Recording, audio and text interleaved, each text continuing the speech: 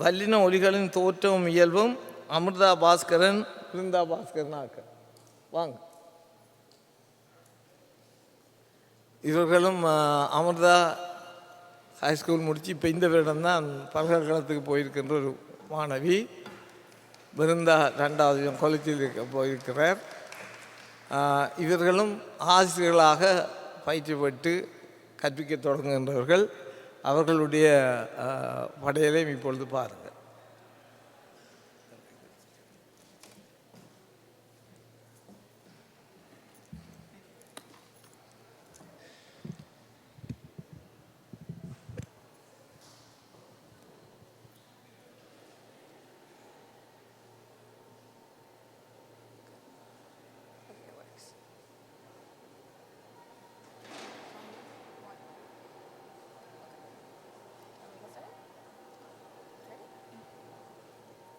அனைவருக்கும் வணக்கம். எனது பேர் அமிர்தா பாஸ்கரன். நான் படிமுறை தமிழில் ஒரு ஆசிரியராக இருக்கிறேன். அதோடு டொரண்டோ மெட்ரோபாலிட்டன் பல்கலைக்கழகத்தில் 2வது வருஷம் கம்யூனிகேஷனில் படித்து கொண்டிருக்கிறேன். வணக்கம். எனது பெயர் பிருந்தா பாஸ்கரன். நான் பொறியியல் படித்து கொண்டிருக்கிறேன். அத்துடன் 4 வருடமாக படிமுறை தமிழ் மூலமாக கற்பித்து கொண்டிருக்கின்றேன்.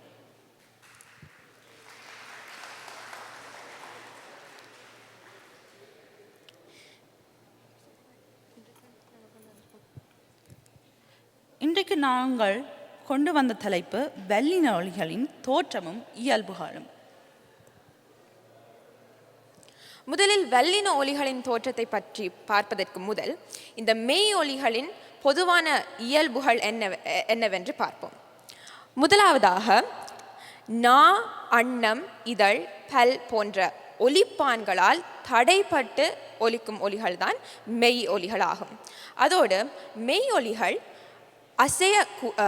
அசைய முடியாத ஒலிகளாக இருக்கிறது. இந்த மெய் ஒலிகள் உயிர் ஒலிகளுடன் சேர்ந்துதான் அசையக்கூடிய ஒலிகளாக மாறுகிறது.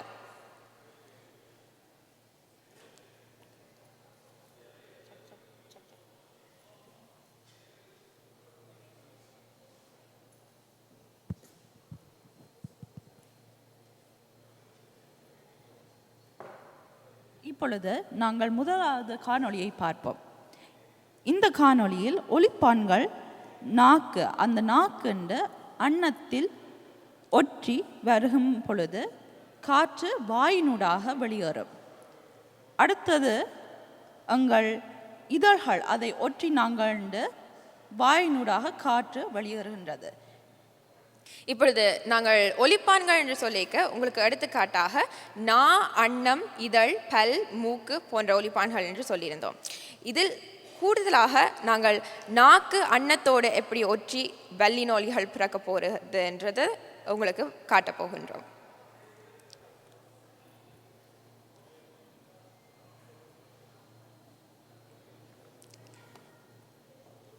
மெய் ஒலிகளின் பிரிவுகள் என்னவென்று பார்க்கும் பொழுது வல்லினம், மெல்லினம், இடையினம் என்று பிரிக்கின்றோம். வல்லின ஒலிகள் வெடிப்பொலி, தடை ஒலி, வலிமை மிக்க ஒலி என்று கூறுகிறோம். இந்த வல்லின ஒலிகளை பற்றி தான் நாங்கள் விரிவாக பிறகு பார்க்க போகின்றோம். மெல்லின ஒலிகள் உலோக அதிர் ஒலிகள் என்று கூறுகிறோம். இடையின ஒலிகள் வல்லின ஒலிகளின் வலுவிற்கும் மெல்லின ஒலிகளின் வலுவிற்கும் இடைப்பட்ட வலு இருக்கும் காரணத்தால் இடையினம் என்று கூறுகிறோம்.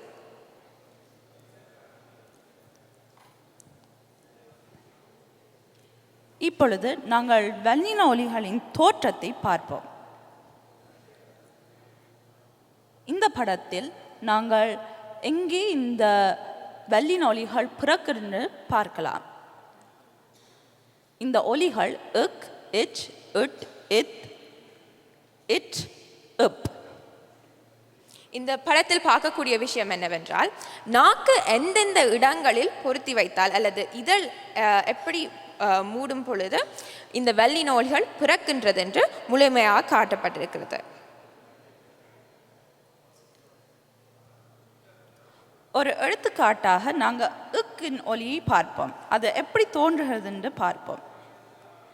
உங்களுடைய நாக்கு அதன் அடி மேல் வாயின் அடியை அழுத்தி அது தொடும் போது எங்கள் காற்று வாயினூடாக வருகின்றது. அப்படி வருகும் பொழுது என்ற ஒலி பிறக்கின்றது.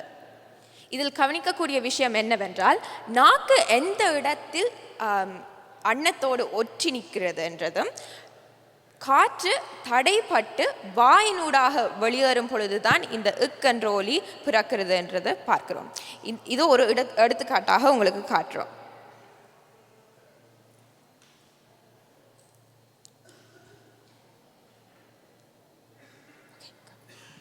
அந்த எடுத்துக்காட்டிலே நாங்கள் ஒரு இயல்பு சொல்கின்றோம். இப்பொழுது 3 இயல்புகளை நாங்கள் உங்களுக்கு சொல்ல போன்றோம். முதலாவது, அந்த காற்று ஒருமித்து வாயினூடாக வெளியேற வேண்டும். மற்ற இயல்பு, வல்லின ஒலிகளை நீட்டி ஒலிக்க முடியாது. ஒரு எடுத்துக்காட்டாக என்று சொல்லி பாருங்கள். அந்த ஒலியை நாங்கள் நீட்டி ஒலிக்க முடியாது. இப்படி ஒலிக்கும் பொழுது அரை மாத்திரை அளவு மட்டும்தான் ஒலிக்கப்படுகிறது.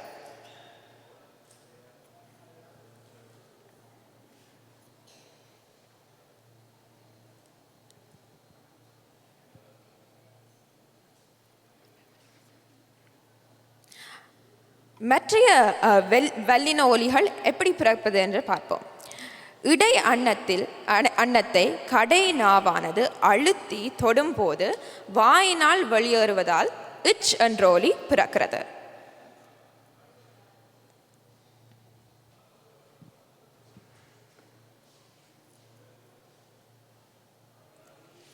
நாக்கை மடித்து நாக்கானது அடைப்பை திறந்து நுனி நாக்கானது முன்னோக்கி நீளும் பொழுது காற்றானது வாயினூடாக வேகமாக வெளியேறும் பொழுது இட் என்ற ஒலி பிறக்கிறது. இட்.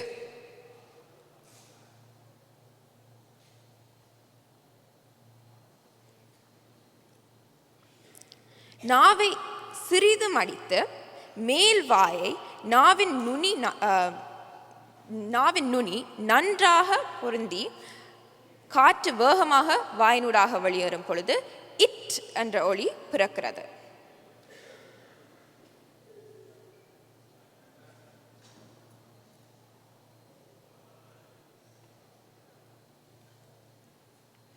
நாவின் நுனியானது அன்னமும் பல்லோடியும் பொருந்திய இடத்தில் பரந்து அழுத்தும் போது வாயினால் காற்று வெளியேறும் பொழுது இத் என்ற ஒலி பிறக்கின்றது. இதே போன்று இதழ்கள் இரண்டும் இப்பொழுது கூடுதலான வல்லினோல்கள் நாக்கினால் அன்னத்தோடு பொருந்தி பிறக்கின்றது என்று பார்த்தோம். இப் என்ற ஒலி இதழ்கள் இரண்டும் அழுத்தி பொருந்தும் போது வாயினூடாக வெளியேறி வரும் ஒலியாக இருக்கிறது.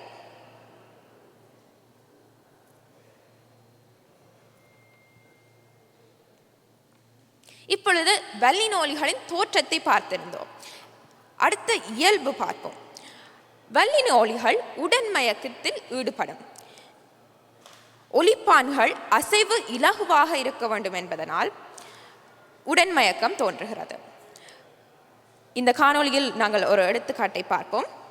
இக் என்று தோன்றும் பொழுது நாக்கு காற்றை அடைத்து வாயினூடாக வெளியேறிய பின் அதே இடத்தில் நாக்கு கீழிறங்கி அதே இடத்தில் மீண்டும் பொருத்தி வைத்திருக்கும் போது உடன்மயக்கம் ஏற்படுகிறது. இப்பொழுது இக் இக், இச் இச், இட் இட் எல்லா வல்லின ஒலிகளும் தன்னுடனேயே இணைந்து உடன்மயக்கம் ஏற்படுகிறது.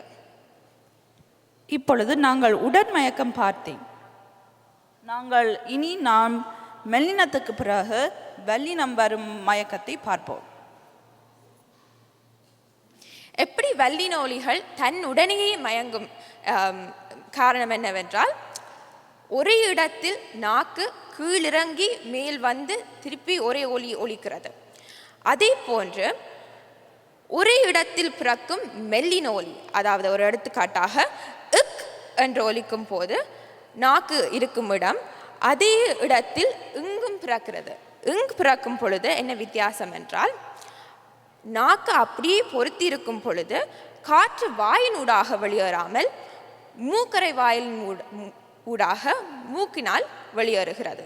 இந்த ஒலிதான் இங் என்று நீட்டி ஒலிக்கிறது. அதை ஏன் நீள்றது என்றால் மூக்கரை வாயில் சிறிது அளவாக காற்றை கொண்டு போய் நீட்டி ஒலிக்கக்கூடிய மாதிரி வருகிறது. இதே போன்று இஞ்ச் இச், இன் இட், இந்த் இத், இம் இப் இரண்டும் சேர்ந்து மயங்கும். ஏன் மெல்லின ஒலிக்கு பின் வல்லின ஒலி வருகிறது என்று சில பேர் கேட்பீர்கள். இது ஏனென்றால் இங்கென்று ஒலிக்கும் போது, அந்த மெல்லினத்தை ஒலிக்கும் போது 80% காற்று மட்டும்தான் வெளியேறுகிறது. மீதி இருக்கும் 20% காற்று பிறகு வல்லினத்திற்கே முழுமையாக போய்விடுகிறது. இதே போன்று நாங்கள் வல்லினத்தை முதல் பிறக்கும் பொழுது வல்லின ஒலிக்கு 100% காற்று வாயினூடாக வெளியேறுவதனால் மீண்டும் இன்னொரு ஒலி பிறப்பது கடினமாக இருக்கும். இதை நாம் நம்முடைய மாணவர்களுக்கு எப்படி சொல்லி கொடுப்போம்? அதை நாங்கள் ஒரு ஸ்பெல்லிங் டெஸ்ட் மாதிரி நாங்கள் எடுக்க அவர்கிட்ட பந்து என்று சொல்லி எழுதுங்க என்று சொல்லுவோம்.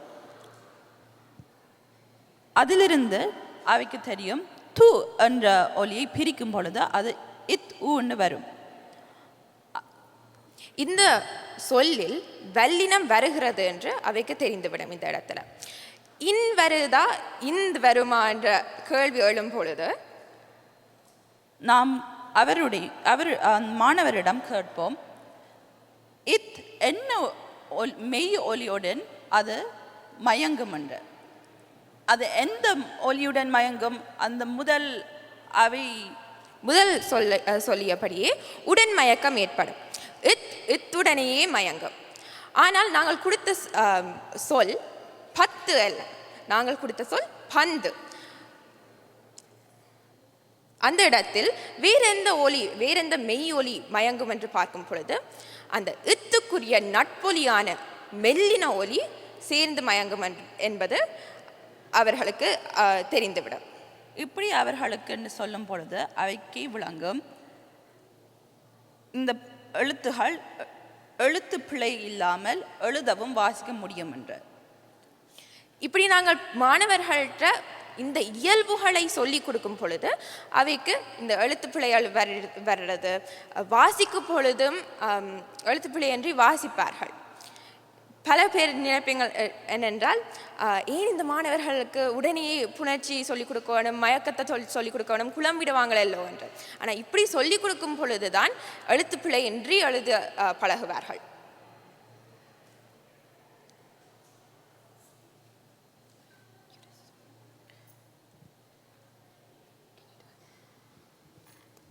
அடுத்ததாக சொல்லுக்கு முதலில் எந்தெந்த வல்லின ஒலிகள் வருகின்றது என்று பார்ப்போம்.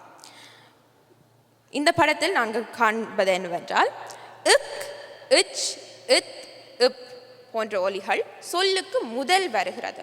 அது ஏனென்று பார்ப்போமானால், இந்த ஒலிகள் அனைத்தும் நாக்கு முன்னோக்கி பிறக்கின்ற ஒலிகளாகும். இந்த படத்திலேயே தெரியும், நாக்கு முன்னோக்கி பிறக்கின்ற ஒலிகள் தான் இக், இச், இத், இப். இதே போன்று இட் என்று ஒலிக்கும் போது நாக்கு பின்னோக்கி வளைகிறது. அதே போன்று இட் ஒலிக்கும் போது நாக்கு சிறிதளவு பின்னோக்கி மடிகிறது. அதனால்தான் அந்த இரண்டு ஒலிகளும் சொல்லிற்கு முதலில் வருவதில்லை. இதே போன்று அதன் நட்பொலியான இங், இஞ்ச், இந்த், இம் என்ற ஒலிகளும் சொல்லிற்கு முதலில் வருகின்றது.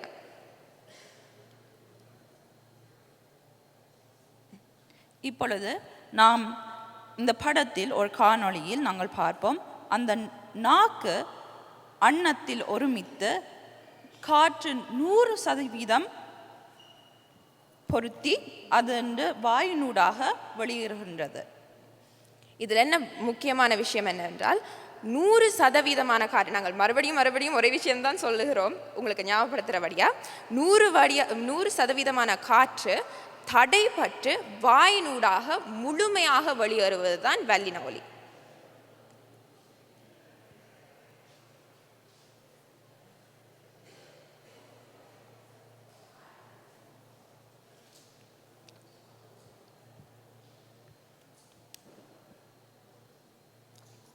வல்லின ஒலிகளுடன் நாம் சொற்கள் நாங்கள்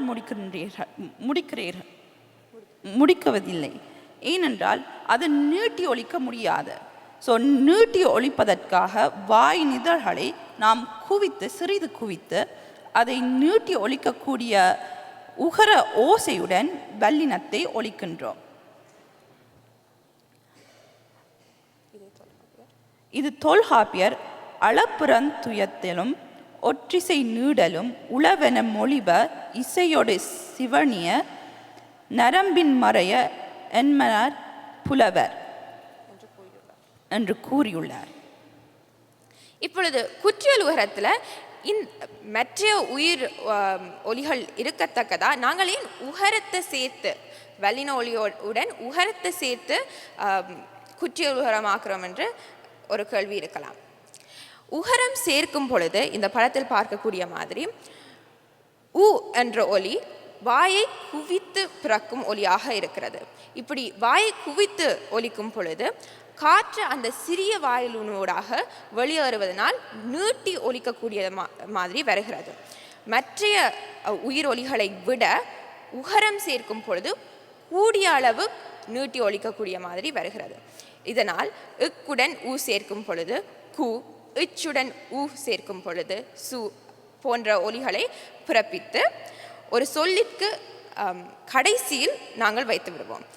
தமிழ் ஓசைக்காண்டி தமிழ் இசைக்காண்டி இந்த சொற்களை நீட்டி ஒலிக்க வேண்டும் என்பதனால் குற்றியலுகரம் சேர்த்து எழுதுகிறோம். இதுக்கு எடுத்துக்காட்டாக நாங்கள் இந்த பாட்டு, பத்து என்று சொல்கின்றோம்.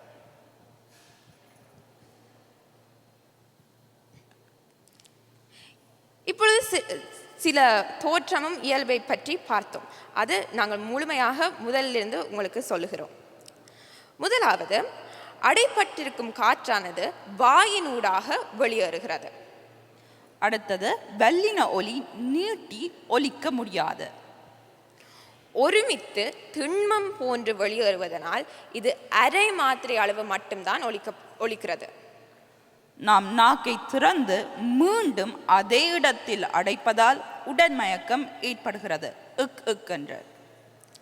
இதில் இக், இச், இத், இப் என்பன பிறக்கும் போது நாக்கின் நுனியானது முன்னோக்கி பிறப்பதனால் அது சொல்லுக்கு முதலில் வருகிறது.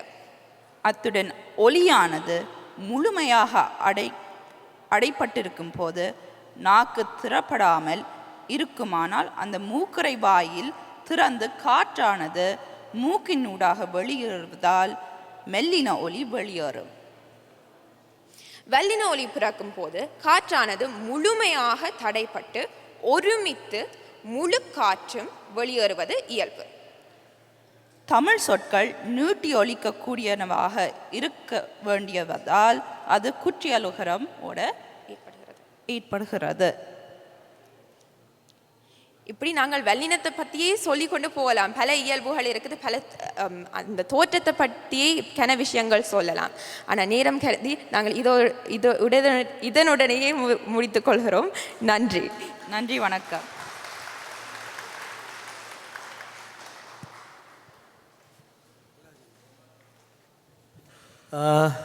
நன்றி. இவர்களும் சிறு பிள்ளைகள், மாணவர்கள் தமிழ் கற்பிக்க வேண்டும் என்று ஆசிரியத்தோடு ஈடுபட்டு கற்பித்து கொண்டிருப்பவர்கள், தமிழை மேலும் மேலும் கற்றுக்கொள்வார்கள்.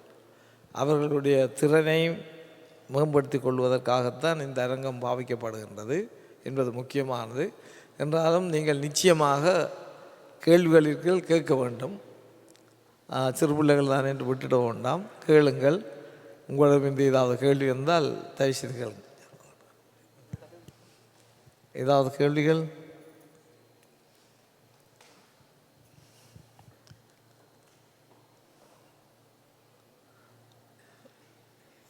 ஒன்றும் புலப்படவில்லை. கேள்வி?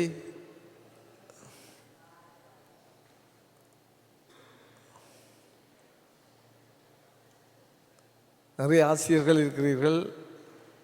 நீங்கள் எழுத்துக்களை அறிமுகப்படுத்துகின்ற விதம் வேறு, இவர்கள் எழுத்துக்களை அறிமுகப்படுத்துகின்ற விதம் வேறு. ஆனபடியால் நீங்கள் அனுபவம் வாய்ந்த ஆசிரியர்களாக இருந்தாலும் கேள்விகள்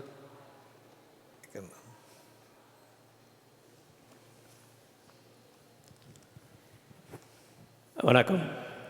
இந்த குற்றியுலவரத்தை பற்றி மாணவிகள் சொன்னாங்க.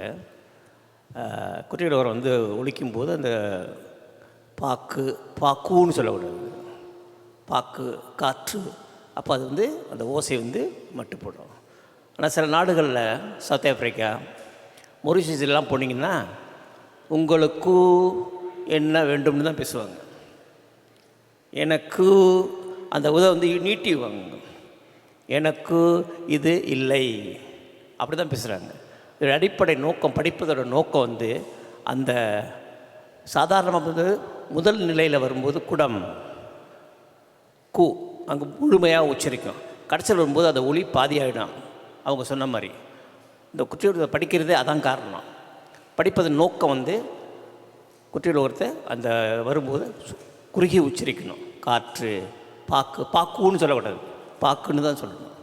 அதற்கு தான் இதை படிக்கிறோம். வகுப்பிலே பேசும்போது இதை குறுகி உச்சரிக்கிறதான் நோக்கம். அதுதான், வேறு நோக்கம் விளக்கம்லாம் சரிதான். ஆனால் அதை படிக்கிற நோக்கம் என்ன? இப்போ பேசும்போது பாக்குன்னு சொல்லக்கூடாது, காற்றுன்னு சொல்லக்கூடாது. காற்று, பாக்கு, அதுக்கு தான் குற்றியுலவரம் படிக்கிறோம் வகுப்பில். நன்றி. இதில் முக்கியமான விடயம் என்னவென்றால், நாங்கள் குற்றியுலவரத்தை அறிமுகப்படுத்தும் பொழுது ஏன் இந்த வல்லினங்கள் மாத்திரம் குற்றியுலவரமாக்கப்படுகின்றன? தமிழில் சொற்கள் அமைவதற்கு அடிப்படை காரணங்கள்: ஒன்று, தமிழ் சொற்கள் நீட்டியொலிக்கப்பட வேண்டும். அது இசைத்தமிழுக்காக, நரம்பிசைக்காக. அதுதான் அவர்கள் தொல்காப்பிய சூத்திரம் போட்டு காட்டினார்கள். வல்லினங்கள் நீட்டியொலிக்க முடியாதவை. அவை சொல்லில் இறுதியில் வருமானால் அதை நீட்டியொலிக்க செய்தால்தான் நாங்கள் இசைத்தமிழுக்கு பாவிக்க முடியும். எனவே தான் அங்கே குறுகிய வாயுடைய இக்கோடு சேர்ந்து வரக்கூடிய குறைந்த அளவு காற்றோடு அந்த ஊவை சேர்த்து ஹூ என்று ஒலிக்கின்றோம். இது சொற்கள் நீட்டி ஒலிக்க வேண்டும், இசைக்கு பாவிக்க வேண்டும் என்பதற்காக. இரண்டாவது, பாக்கு என்று சொல்லும் பொழுது நெடில் பிறகு குரில் வருகின்றது. பாக்கு, ஊ ஊ, இது அளபடை இசைத்தமிழ். ஆத்தாடி, ஆத்தாடி என்று குரில் எழுதினாலும் இசைத்தமிழில் ஈ போட்டு பிறகு ஈ போடுவோம். அதுதான் அளபடை. ஆத்தாடி இளமன்னு சொன்று ரட்ட கட்டி பறக்குது சரிதானா, ஆ ஆ, நெடில் குரில் வரும். இது அளபடை. இவற்றை தெளிவாக நாங்கள் மாணவர்களுக்கு சொல்லிக் கொடுக்கிறார்கள். இதுதான் அவர்களுடைய எழுத்தறிமுகப்படுத்துகின்ற விதம். ஏன் நாங்கள் வல்லினத்துக்கு மாத்திரம் அந்த ஊவை சேர்க்க வேண்டும் என்பது பிள்ளைகளுக்கு சொல்ல வேண்டும் என்று எண்ணுகின்றோம். ஏனென்றால் வல்லின ஒலிகள் நீட்டி ஒலிக்க முடியாதவை. தமிழ் சொல்லானால் நீட்டி ஒலிக்க வேண்டும் இசைக்காக. எனவே அதை உரத்தை சேர்த்து குற்றியலுரமாக்கி, ஆனால் அந்த குற்றியலுரங்கள் எழுத்து அல்ல, நீட்சிக்காக படைக்கின்றோம். குரங்கு என்பதில் முதல் வார கூவுக்கும் கடைசி கூவுக்கும் வித்தியாசம். இது குற்றியலுகரம். அது நீட்டி ஒலிப்பதற்காக உருவாக்கப்பட்டது. அதுதான் சார்பு எழுத்து 31வது எழுத்தாக தொல்காப்பியர் வச்சிருக்கிறார். அது எழுத்தினுடைய முழு இதுவும் இல்லை. இதை விளங்கப்படுத்தும் பொழுது பிள்ளைகள் இலக்கணம் புலப்பட மாட்டார்கள். ஏனென்றால் இசைத்தமிழுக்காக நீங்கள் ஊவை சேர்த்தால் என்ன மாதிரி உயிர் வரும்பொழுது அந்த ஊவை எடுத்து போட்டு நீ சேர்க்கலாம். நீட்டுறதுக்கு தானே சேர்த்து நீ அந்த இசையை. ஆனபடியால் அந்த பாக்குவோட என்ன ஒரு உயிர் சேருமானால் அந்த ஊ எடுத்து போட்டு அந்த உயிரை சேர்த்துடு. இது புணர்ச்சி. அமைப்பியல் ரீதியாக இதை நாங்கள் பிள்ளைகளுக்கு சொல்லிக் கொடுக்கின்றோம், புரிந்து கொள்கிறார்கள். இதுதான் உண்மை. நல்ல கேள்வி. இந்த கேள்வி இதை விளங்கப்படுத்துறதுக்கு வாய்ப்பு தந்ததுக்கு நன்றி. சரி, நீங்கள் இவ்வளோ நேரம் எங்களோட ப்ரெசன்டேஷன் பார்த்துருப்பீர்கள். நான் உங்களுக்கு ஒரு கேள்வி கேட்க போகிறேன். இந்த ஆடியன்ஸில் யாரெல்லாம் வல்லின ஒலிகளோ மெல்லின ஒலிகளோ இடையின ஒலிகளோ படிக்கும் பொழுது இக் இச் இத் இப் இட்டு படிக்காமல் கசட தவற என்று படிச்சு நீங்கள் கை உயர்த்தலாம். வெக்கப்படாமல் கை உயர்த்தலாம். நாங்களும் அப்படிதான் முதல் படிச்சு நாங்கள். நான் கேட்க போகிற கேள்வி என்னென்றால், ஏன் நாங்கள் அப்படி மாணவர்களுக்கு படிக்கக்கூடாது? இவ்வளோ நேரம் நாங்கள் கொஞ்சம் எக்ஸ்ப்ளனேஷன் தந்திருந்த நாங்கள் ஏன் கசட தவற என்று மாணவர்களுக்கு படிப்பிக்க கூடாதுன்னு நீங்கள் நினைக்கிறீங்க?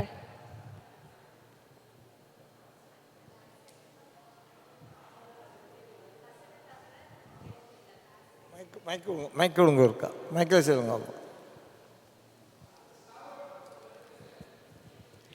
கசட தபர உயிர்மை அசைகள், அது எழுத்தில்லை.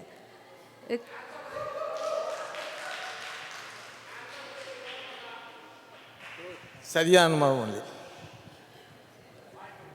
இன்னொரு பதிலும் இருக்குது போல இருக்குது. அனைவருக்கும் வணக்கம். நாங்கள் எப்படி சொல்லிக் கொடுப்போம்னா, ஒரு பாடலோட கசட தவற வள்ளினம் இரள வடல இடையினம் எங்கனங்கம்மனம் வெள்ளினம் அப்படி சொல்லி கொடுத்துருவோம். அதுதான் ஏன் அப்படி சொல்லி கொடுக்குறீங்க? ஆமாம், நாங்கள் அது வல்லின ஒலி, அந்த ஒலியை நாங்கள் இப்படி சொல்லி கொடுத்துறோம். மாணவர்கள் மகிழ்ச்சியாக கற்றுக்கொள்வார்கள். நன்றி. நாங்கள் இதேன் சொல்லிக் கொடுப்பதில்லை இப்படி என்றால் மெல்லினத்தை சொல்லிப்பார் பதில் இருக்குது. ஸோ நாங்கள் தமிழ் படித்த காலத்தில் இலங்கையில் நாவலர் எழுதிய இலக்கணம் என்றது தான் படிப்பித்தார்கள். தொல்காப்பியத்தில் இருந்த இலக்கணம் என்று படிப்பிக்கவில்லை. அந்த காலத்தில் அதான் இருந்தது. இப்போ அதில் வல்லினம் இடையினம் மெல்லினம் என்று இலங்கை தமிழ் பாட புத்தகத்தில் பண்டிதர்களாக இருந்தவர்கள் கூட கசட தவற கஞ்சனம் ஜரளவளம் தான் படிப்பித்தார்கள். அந்த காலத்தில் எங்களுக்கு ஒரு ராஜரட்னம் சார் இருந்திருந்தால் நாங்கள் இதை மாற்றி படித்திருப்போம்.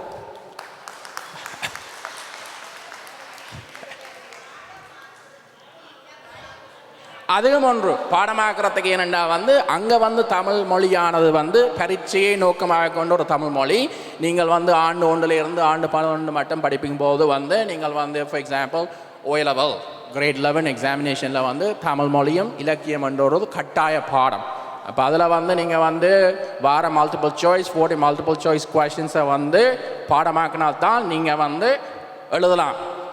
அவுட் இப்போ என்ன கேள்வி கேட்கும் போது வார எழுத்துக்கள் என்ன.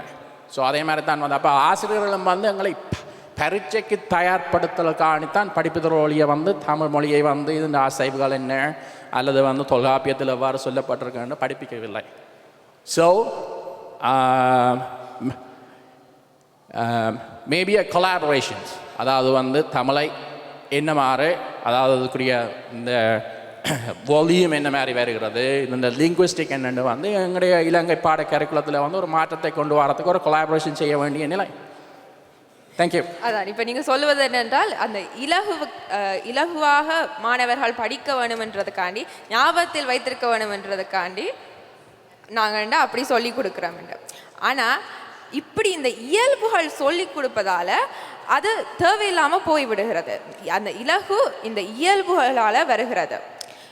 இப்போ வல்லின ஒலிகளின் இயல்பு என்னவென்றால் 100% காற்று வாயினூடாக வெளியேறுவது என்று சொல்லிக்க அவையே சொல்லி பார்ப்பினோம். இந்த மெய் ஒலிகளில் இக் இச் இத் இப் என்ற அந்த ஒலிகள் எல்லாம் வாயினூடாக தான் வெளியேறுகிறது. 100% கூடுதலான வலுவுடன் தான் வெளியேறுகிறது என்று நினைவில் வைத்திருக்கும் போது இயல்புகளும் அவைக்கு தெரிந்து கொள்வார்கள். அந்த வல்லின ஒலிகள் என்னவென்றும் அவர்களின் மனதில் பதிந்து கொள்ளும். இதே போன்று மெல்லின ஒலிகளின் இயல்பு சொல்லிக் கொடுக்கையும் இடையின ஒலிகள் இயல்பு சொல்லிக் கொடுக்கையும் அந்த இலகுவாக நாங்கள் சொல்லிக் கொடுக்க வேண்டும் என்றதுக்காண்டி கசட தவற என்று சொல்லி கொடுக்க தேவையில்லை என்று நான் நினைக்கிறேன்.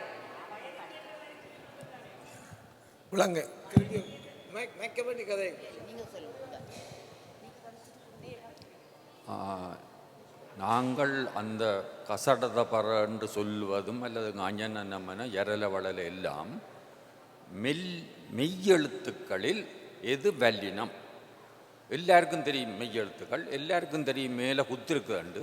ஆனால் கேட்டால் எங்களுக்கு தெரியாது. இக்குச்சட்டு கொன்னதட்டும். ஆகவே நாங்கள் கசடத பற என்று எழுதி போட்டு குத்துக்களை போட்டுட்டு சொல்லுவோம். நினைவிருக்கிறதுக்கு சுகமாக கேள்வி என்ன, வல்லின மெய்யெழுத்துக்கள் வை, குத்து போடுவோம், எங்களுக்கு தெரியும். ஆனால் எழுதையக்கில் கசடத பறன்னு எழுதி போட்டு சொல்லுவோம், நினைவிருக்கிறதுக்கு சுகமாக. உதாரணமாக இன்னும் ஒன்று சொல்லுகிறேன். திருக்குறளில் நில்லையாமை என்றொரு அதிகாரம் இருக்கிறது. 10 குறள் இருக்கின்றது. நிலையாமை பற்றி எழுது அல்லது நிலையாமை பற்றி கூறு என்று சொன்னால் ஒழுங்காக எங்களுக்கு வராது, ஐடியாக்களும் வராது, ஒரு யோசனையும் வராது. 2 குறளோடு நிப்பாட்ட வேணும். மாணவர்கள் 11வது குறள் எழுதுவார்கள். நில்லா அல்ஹா நாளென நாச்சற்று குடம்பை உறங்கு புக்கில். நில்லா நில்லாதனவற்றை நிலையின என்றுணரும் புல்லறிவாண்மை கடை. அல்ஹா அல்ஹாவியல் பற்றி செல்வம், அது பெற்றால் அல்குவ அங்கே செயல். நில்லா என்றது 1வது குறளின் 1வது சொல்லு.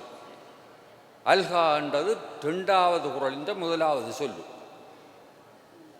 ஏன் 11 குறளும் 11 விஷயமும் எங்களுக்கு நினைவிருக்க வேண்டும் என்றதுக்காக நாங்கள் 11வது குறளில் எழுதுவோம். சரிதானே? மெய்யெழுத்துக்கள் எவை, வல்லின மெய்யெழுத்துக்கள் எவை, கசடத பற குத்து. நினைவிருக்கிறதா நீங்களும் அதை குறிப்பிட்டீர்கள், நன்றி. நினைவிருக்கிறதுக்காக எழுதுறது மாணவர்களுக்கு அது சுகம்.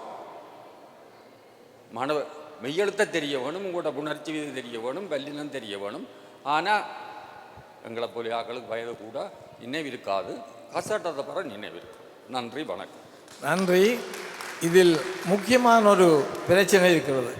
அப்படி ஏன் நாங்கள் சொல்லிக் கொடுப்பதில்லை? மெய்யெழுத்தாக சொல்லிக் கொடுக்கின்றோம். ஏனென்று சொன்னால் எல்லா எழுத்துக்களையும் ஒருவருக்கு அனுப்பப்படுத்துவதில்லை, அதொன்று. 2வது விடயம், எத்தனை நான் இருக்கேன்னு அவன் கேட்குறான் கேள்வி. நான் தமிழில் எத்தனை நான் வச்சிருக்கீர்கள், என்னத்துக்கு தேவையாண்டு. ஆனால் இன் இந்த் ஒலி தெளிவாக இருக்கிறது. அவன் ஞாபகத்தில் வச்சிருப்பான். எங்களுக்குத்தான் அந்த பயம், ஞாபகத்தில் வச்சிருக்க மாட்டான். ஒவ்வொரு எழுத்தும் அவன் இக்கண்டு படிப்பிச்சால் அவனுக்கு தெரியும். இன் இந்த் ஒலி தெளிவாக இருக்கிறதா இல்லையா? தெளிவாக இருக்கா? அவனுக்கே மயக்கம். ஆங்கிலம் பேசிக்கொண்டு வர பிள்ளைக்கு மயக்கம். அது தேவையா? ஆனபடியால் நாங்கள் அதை தவிர்த்து விட்டோம். இந்த் தெளிவு. மயக்க வேண்டி கதை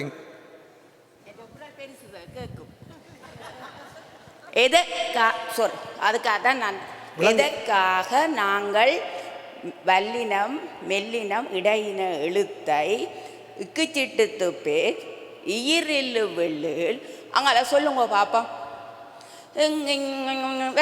ஏன் சொல்ல வேண்டும்? சொல்லி கொடுக்கத்தானே சொல்றியல். இக்குச்சிட்டு அதுதான் ஐயா, நீங்கள் முதல் மொழியில பாடமாக்க பண்றீர்கள், நாங்கள பாடமாக்கவே பண்றே இல்லை. எழுத்தை சொல்லி கொடுப்போம், அது ஞாபகத்தில் இருக்கும். அந்த பிள்ளைக்கு அந்த இக்கண்டால் என்ன, இச்சண்டால் என்ன, எப்படி தோற்றம் பெறுகிறது, முழுமையாக அடைபெற்று எப்படி காற்று வெளியேறுகிறது,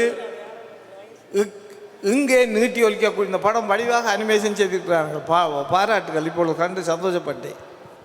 படிப்பித்ததை அவர்கள் அனிமேஷனில் வடிவாக கொண்டு வந்திருந்தார். அந்த முழுமையாக தடைப்பட்டு 100% வாய்க்குள்ளால் வெளியேறும். அந்த அடைபட்டு நின்று திறப்படாமல் மூக்குக்களால் மெல்லமாக போகும், நீட்டி ஒலிக்கலாம். அனிமேஷனில் வடிவாக செய்திருந்தார்கள். பாராட்டுக்குரிய விஷயம். ஆனால் நீங்கள் சொன்னதும் சரிதான். இப்போ ஒரு பிள்ளைகிட்ட நாங்கள் 2 மெல்லின ஒலிகளை கூறுங்கன்னு சொல்லிக்க தடுமாற்றம் இருப்பது தான். ஆனால் கஞ்சன நமனன்னு சொல்லிக்க அந்த பிள்ளைன மனதில் அந்த ஓசை தான் கஞ்சன நமனு வர போகுது என்று அவைக்கு ஞாபகத்தில் இருக்கும். ஆனால் எழுதும் பொழுது என்று நாங்கள் அந்த ஒலிகள் அவைக்கு சொல்லி கொடுக்கும் போது தான் அந்த எழுத்து பிழைகள் வராமல் அந்த ஒலி எந்தெந்த இடங்களில் பிறக்குது, என்ன உண்மையான ப்ரொனன்சியேஷன், எப்படி உச்சரிக்க வேண்டும், அந்த உச்சரிப்பு பிழைகள் ஒன்றும் வராமல் இருப்பதுக்கு ஒரு வழியாக இருக்கிறது. வணக்கம், நான் மிஸ்ஸஸ் ஸ்ரீதாஸ். இதற்கு என்னுடைய விளக்கம், நாங்கள் படிக்கும் பொழுது சயின்டிஃபிக்கலி படிக்க இல்லை. நாங்கள் படிக்கும் பொழுது ஏற்கனவே சொல்லப்பட்டது போல கசடத பற என்று படித்தோம். இப்பொழுது யூனிவர்சிட்டியில் கூட, நான் ஒரு பல்கலைக்கழக பேராசிரியர், நாங்கள் பிஏ வகுப்பில் முதுகலை இளங்கலை வகுப்புகளில் கூட இவ்வளவு தெளிவாக இப்போ கொஞ்ச நாள் வரை சொல்வது கிடையாது. ஆனால் மொழியியல் வகுப்பிலே இப்பொழுது மிஸ்டர் ராஜரட்னம் சொல்கிற மாதிரி சயின்டிஃபிக் அப்ரோச் இப்போ தான் வந்திருக்கிறது. இந்த சயின்டிஃபிக் அப்ரோச்சில் நீங்கள் படிக்கும் பொழுது அவர்கள் சொன்ன மாதிரி அந்த இலகு நடையை இப்பொழுது மாணவர்கள் இக்கிச்சென்று சொல்லுகின்றதற்கு இலகுவாக பழகி கொள்ளுகிறார்கள். உதாரணமாக, எனக்கு டொரண்டோ பல்கலைக்கழகத்திலே பிஏ வகுப்பு படிக்கின்ற மாணவர்கள் என்னிடம் ஆனா படிக்க வருகிறார்கள். அவர்களுக்கு பாடம் சொல்லிக் கொடுப்பது மிகவும் இலகுவாக இருக்கிறது. இப்போ நீங்கள் சொல்லுகின்ற அதே விதத்தில் நான் அவர்களுக்கு ஒரு வகுப்பு எடுத்தால் போதும், அவர்கள் அதை படித்து கொள்வார்கள். ஆனபடியா காலம் இடைவெளி இப்பொழுது நாங்கள் செய்கின்ற இந்த வரலாற்று நிலையை நிரந்தரமாக கொண்டு வருவதற்கு கொஞ்சம் காலம் எடுக்கும். ஆனால் சிறந்த முறை என்பதை நான் ஏற்றுக்கொள்ளுகிறேன்.